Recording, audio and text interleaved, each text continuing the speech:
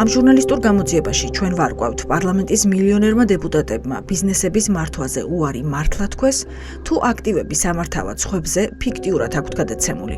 რეალურად კი საკუთარ კომპანიებს საკანონმდებლო ორგანოდან ლობირებენ.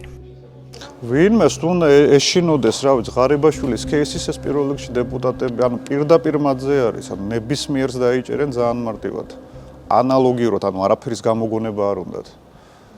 არც კორუფციის გამოგონება უნდათ და არც, რა ვიცი, ქრთამის მიცემის და არც ვაჭრობის და უბრალოდ აი მაგით. ვის ემუქრება საფრთხე და რატომ შეიძლება გაიზიარონ ღარიბაშვილის ბედი მისმა თანაგუნდელებმა? საჯარო სამსახურის შესახებ კანონის 63 მუხლი გვეუბნება, რომ თანამდებობის პირს არ აქვს უფლება მონაწილეობდეს სამეწარმეო საქმიანობაში. მას მხოლოდ აქციებისა და წილის ფლობა შეუძლია. Am ჩანაწერის დარღვევა სისხლის სამართლის დანაშაული არ არის, თუმცა ღარიბაშვილის შემთხვევაში გამოძიებამ სხვა პრეცედენტი შექმნა. თქვა, რომ თუ ვინმე ბიზნესს იმ დროს აკეთებდა, რა დროსაც კანონი უკრძალავდა, ამ დროს მიღებული შემოსავალი ავტომატურად უკანონოდ ჩაითვლება. უკანონო შემოსავლების მიღება და ლეგალიზაცია კი უკვე სისხლის სამართლის დანაშაულია და 15 წლამდე პატიმრობით ისჯება.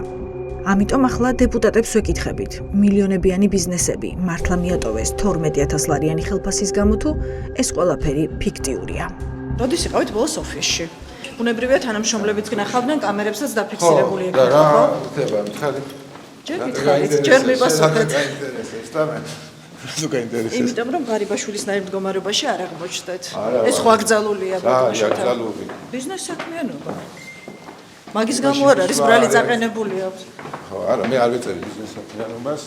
და როდის იყავით ოფისში, რატო ვერ მაგას რა მნიშვნელობა აქვს, მე როდის ვიყავ? ანუ ბიზნეს საქმიანობას ეწევით, თუ იქ დადიხართ და ჩართული არ ხართ. ვეწერი ბიზნეს საქმიანობას. როდის იყავით ბოლოს ოფისში? დელეგირებული მაქვს, დელეგირებული მაქვს. ვიცი, ოფიციალურად როგორც არის ბატონ შოთა. როდის იყავით ბოლოს ოფისში, კამერებმა როდის დაგაფიქსირეს, თანამშრომლებმა როდის გნახეს? თანამშრომლებმა როდის ნახეს, რატო გაინტერესებს?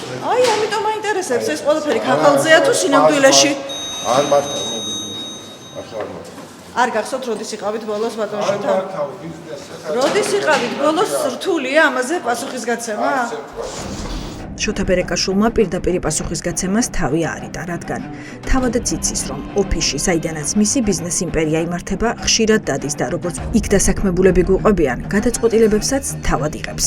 სამშენებლო კომპანია თეთრი კვადრატი მშენებლობებით ისანში, ნაფეტროებში, მინდელის ქუჩაზე, შარტავაზე და სამშენებლო კომპანია BK Construction, რომელსაც საერთაშორისო გამჭვირვალობა საქართველოს ბოლო მონაცემებით მხოლოდ სექტემბერში ბიუჯეტიდან 32 მილიონი აქვს მიღებული. საბუთების თანახმად, შოთა ბერეკაშვილმა ამ ბიზნესების მართვაზე უარი თქვა და ეს მრავალმილიონიანი იმპერია ცოლს გადააბარა. ახლა ჩვენ უნდა გადავამოწმოთ, რეალურად მართავს თუ არა დეველოპერულ ბიზნესს დიზაინერი მაკა კვიციანი. BK Construction-სა და თეთრ კვადრატში წილის მმართველ კვიციანს ვეწევთ, რომელიც ამასთან დირექტორიც უნდა იყოს. აღმოჩნდა, რომ ის აქ არასდროს არავის უნახავს. მაკა კვიციანი რომ აქ არ მუშაობს, მეუღლეა ჩვენი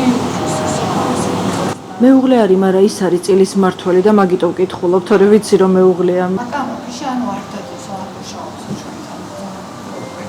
გაუკვირდათ?